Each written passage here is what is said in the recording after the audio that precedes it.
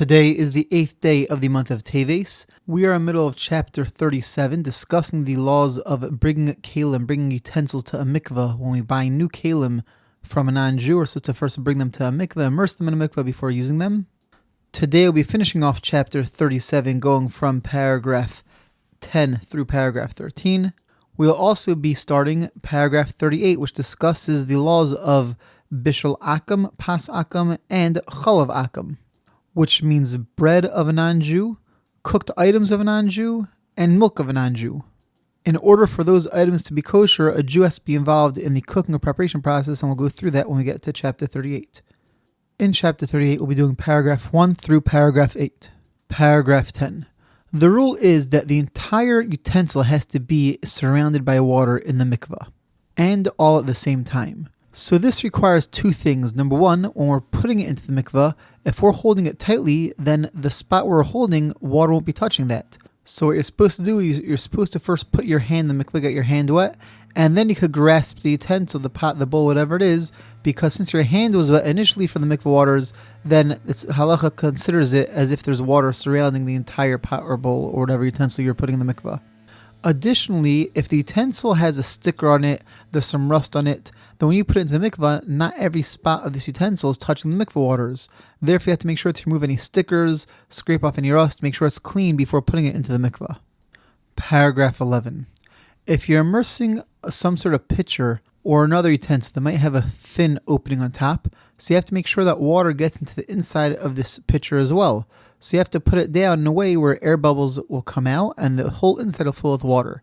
If you put it inside or upside down, then the inside of this pitcher isn't going to get water, isn't going to have mikvah water touching it, and therefore would not be a valid submersion in the mikvah. Paragraph 12. A boy who's under 13 or a girl who's under 12 cannot bring items to be submerged in the mikvah, to be dipped in the mikvah by themselves. They could help out an adult who's there, or if an adult is there watching, they're able to do it. But if they go on their own to bring utensils to the mikvah, then that doesn't work. Someone over bar or bat mitzvah has to be overseeing them. Paragraph 13. One is not allowed to immerse utensils in a mikvah on Shabbos. This is because one of the 39 categories of prohibited creative work of Shabbos is completing utensils, fixing utensils or completing them. And when you dip a utensil into the mikvah, it's because it's a final step that allows you to now use this utensil, as if you're completing the utensil. You're fixing this utensil. Before it was not usable, now it is usable. So what should you do if you have things that you need for Shabbos that you forgot to bring to the mikvah before Shabbos? So the Kitzur Aruch offers a solution, which Rabbi Moshe Islis, the Ramah, he mentions at other places as well, which is that you could give it to a non-Jew, gift this utensil to a non-Jew. And as you mentioned previously, if a Jew is using a non-Jew's utensil, then it doesn't have to be brought to the mikvah. So on Shabbos morning, you realize, oh my goodness, the plates I was going to use today for Shabbos lunch, I never brought them to mikvah. Let's say they're glass plates. So you go to your non-Jewish neighbor, say, could I give you my plates? I have a gift for you. Here are some plates. Hopefully your neighbor understands that after you finish using them or after Shabbos, he's supposed to give them back to you.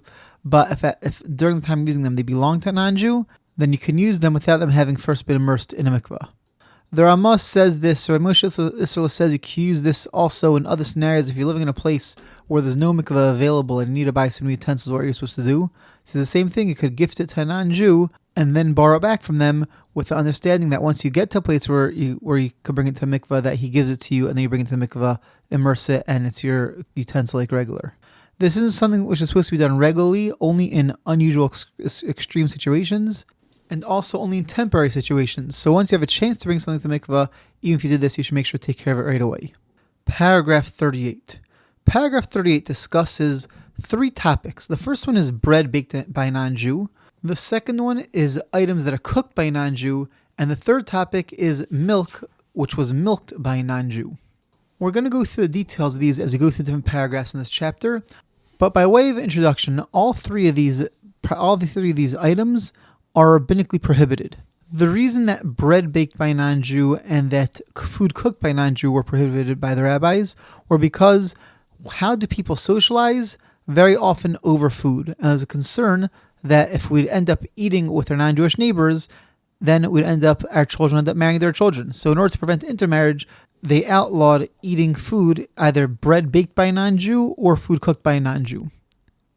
The third category of milk that was milked by a non-Jew, That's forbidden rabbinically because non-Jews were caught mixing in non-kosher milk into kosher milk and selling it as kosher milk. Therefore, the rabbis outlawed drinking milk which a Jew did not oversee the milking process. So in that case, it could be milked by a non-Jew, but a Jew had to have overseen it. These all have their unique, specific rules and details, and as we go through the chapter, we're going to go through them. So, paragraph 1. Initially, when the rabbis forbade bread baked by a non-Jew, they forbade all bread baked by a non-Jew, regardless of whether it was a bakery, homemade bread. It didn't make a difference.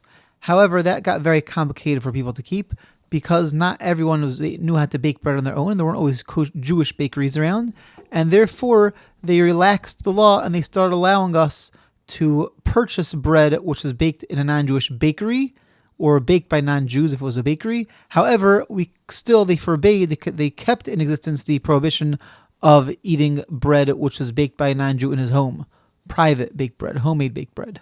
That's still forbidden. And even with bread baked by a non-Jew in a bakery, even there are people who are still strict and make sure to not have that type of bread either. You might see on bread packages or cake or cookie packages, you might see the words Pas Yisrael. If you see that next to a kosher symbol on a package, that means that this is considered Jewish baked bread, not non-Jewish baked bread. And therefore, even people who are stringent about eating even Jewish baked bread that was baked in a bakery, they would have that bread, those cookies, that cake without a problem. But again, the terminology is, people say, do you keep Pas Yisrael or do you not keep Pas Yisrael? That means, are you concerned about bread that was baked in a non-Jewish bakery, or are you not concerned about it? And one more caveat is, with all this, you have to make sure the bread is kosher.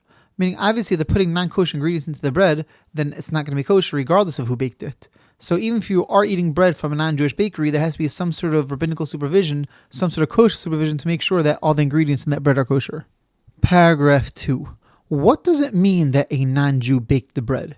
Let's say a non-Jew makes the dough, but a Jewish person forms the loaf. Or let's say somebody not Jewish formed the loaf, but a Jewish person put the bread into the fire.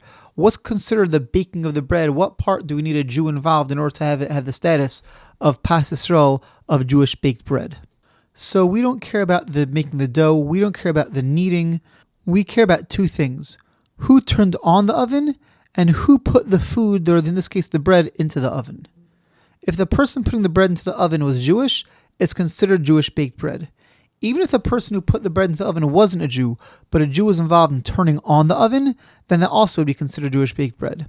Not only that, nowadays our ovens are electric, but when ovens had wood-burning fires, if a Jew added one log to the fire, a non-Jew got all the logs ready, and a Jew came along and added one log to the fire, then even if it's a non-Jew putting in the bread into the oven, even if it's a non-Jew who made the rest of the fire or add more wood on top of the Jew's log, still, since a Jew was involved in creating this fire, this now has the status of Jewish baked bread. Paragraph 3. What's considered bread? What ingredients have to be in this item to consider it bread? Let's say you have cornbread. Is that considered bread for this? So the answer is that it has to be made out of one of the following 5 grains: wheat, barley, oat, spelt, or rye. Anything used, any bread made out of those 5 grains is considered halachic bread for this halacha, and for other halachas as well, for other rules as well, about making blessings on foods, having meals, saying bracha amazon, things of that nature. But over here also, if it's not made out of one of those 5 grains, then it would not have this halachic status of bread. In a few paragraphs, we're going to start talking about food that was cooked by a non-Jew. So if you have cornbread, it might fall under that category, but it won't fall under the category of bread baked by a non-Jew. And each of these categories do have their own rules and details, so you have to know which category it falls under. Paragraph 4. We're going to see in a couple paragraphs that this leniency, that bread that was made in a bakery, you could always assume is fine, unless you're being extra strict to have only Pas Yisrael. But if it was baked in a bakery, most people will assume it's fine and will eat that bread. That only applies to bread. When we get to the prohibition of eating food cooked by a non-Jew, that doesn't make a difference whether it was cooked in their home, whether cooked in a factory. It's forbidden across the board. This leniency of it being commercially produced only applies to bread. Therefore, points out the Kitzur Aruch, let's say you have a bakery that's baking bread. It's not being baked by a Jew, it's being baked by a non-Jew, but since it's coming from a bakery, most people will have it anyways because of the leniency of pas palter, of factory-made bread. But on this bread, they're spreading eggs on top of it. They're giving it a nice shine. So those eggs are being cooked. They're not being baked anymore. You don't bake eggs. Eggs are cooked, have the status of being cooked, and therefore, since with food cooked by a non-Jew, there's no leniency of it being baked in a bakery, this bread would be forbidden to eat for everybody. Paragraph 5. Let's say a Jewish person employs a non-Jew as a chef or as a baker or just an assistant in the house, a maid in the house who helps cook and helps take care of things. So they're baking bread, let's say, but they're using all the ingredients and they're in the house of a Jew. Is that considered Jewish baked bread or is that considered non-Jewish baked bread? The answer is that's considered non-Jewish baked bread, and not only that, it doesn't get the leniencies that normal baked bread has. So therefore, if you have a Jewish-owned bakery and the Jew has non-Jewish workers, and those non-Jewish workers are the ones that are running the bakery and baking all the bread, then this bread would not have the leniency of being commercially baked bread. Therefore, the owner has to make sure that there's a Jew putting in some wood into the fire or turning on the ovens in order that this bread should not be prohibited to eat. So just to recap these laws of pas akum of bread baked by a non-Jew before going on to paragraph 6. Rule number 1 is that any bread baked in a non-Jewish bakery, again assuming all ingredients are kosher, that bread is permitted to eat. There's a stringency to not eat it, and if you're able to keep that stringency, that's great. However, most people will eat it. It is practically allowed, and you are able to eat that bread without a problem. Bread baked by a non-Jew in their own home, that would be a problem to eat. That's rabbinically forbidden to eat, unless a Jew is involved in the cooking process by either putting the bread into the oven or turning on the oven, or at least throwing an extra fire into the oven or adding some heat to the oven. Okay, paragraph 6. Paragraph 6, we now switched to the topic of food that was cooked by a non-Jew. Food that was cooked by a non-Jew is rabbinically prohibited to eat. It's not kosher. But there's a lot of rules and exceptions. And the first one is any food that's edible raw, that's eaten in this raw state, it's not a problem if a non-Jew cooks it. The simplest example of this is water. If a non-Jew fills up an urn with water, they're cooking that water. They're causing that water to be cooked if they fill it up with water and they plug it in. However, since water could be drunk, you could drink water when it's cold before it's cooked just as well as when it's cooked, then them cooking it does not create any problem. Not only that, if let's say they put up a pot of coffee, or they make you a glass of tea. So now they're cooking the coffee, they're cooking the tea and the coffee are just considered flavors for the water. And since the water itself does not have any prohibition of being cooked by a non-Jew because you could drink water not cooked also, therefore the coffee or the tea would not be a problem either. This allows us to purchase coffee in the gas station on the turnpike. When you're going on a trip and need a cup of coffee, you could purchase coffee there. You don't have to be worried about the fact that a non-Jew is one that cooked up this coffee. There might be other issues of possibly there might be ingredients in there which aren't kosher, or they might have the coffee pot they might have washed with non-kosher items in the dishwasher. So those have to be dealt with. But in terms of the cooking the coffee itself, it's not a problem that a non-Jew cooked it. Another example of this might be peppers. Bell peppers could be eaten raw and are eaten raw. And so if you'd have a non-Jew would make roasted bell peppers or roast up some peppers, that would not have a problem of being cooked by a non-Jew because it could be eaten raw. Another exception we have to food cooked by a non-Jew is in order for it to have this problem, this prohibition, it would have to be something which is fit to serve at the table of a king. So who determines that? Who determines what's appropriate to be at a king's table? And especially in America, we don't have kings. Like, how do we use that as a paradigm? So Rabbi Moshe Heinemann, the head of the Star K, one of the leading halakha authorities in America, he says the way we would look at that, the way we would use this as a paradigm in America is what would be served by a state dinner. If it wouldn't be served in the White House by a state dinner, then it wouldn't have a problem of bishul akum of being cooked by a non-Jew.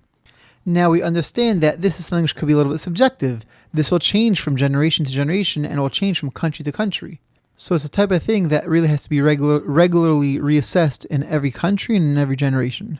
What's an example of this? Something we don't have to worry about this prohibition of food being cooked by a non-Jew because it's not fit to be served at a king's dinner, at a king's feast, at a king's table. Cornflakes, cereal. By a state dinner, they're not serving cereal, and therefore cereal would not have a problem being cooked by a non-Jew. Paragraph 7. Let's say somebody has a non-Jewish nanny that's helping them out in the house, and part of the nanny's responsibilities is to cook. So this could create a big problem because if the nanny is cooking, then the food that she's cooking would have the status of food cooked by a non-Jew and wouldn't be kosher. So the homeowner would have to make sure that they're turning on the stove and the nanny is only putting the food into the oven. but it's really something which is very hard to be on top of, and therefore it's got to be really, really careful about that. Paragraph 8. Not only if the nanny cooks without the homeowner turning on the fire is the food itself not kosher, but the pots that were used to cook in also become not kosher. Because since the food wasn't kosher, then the flavor from the food got into the pot, and now you have non-kosher flavors in the walls of your pot. So that pot has to be kosherized before being able to continue to use it. There will be leniencies in how we kosherize this pot, but the pot does have to be koshered before continuing to use it. In short, if you have a nanny or a non-Jewish assistant in the house helping out, then you have to be very careful about if they're using the ovens and the microwaves and different cooking items, and also how they're using it. This concludes today's episode. Have a wonderful day and see you tomorrow.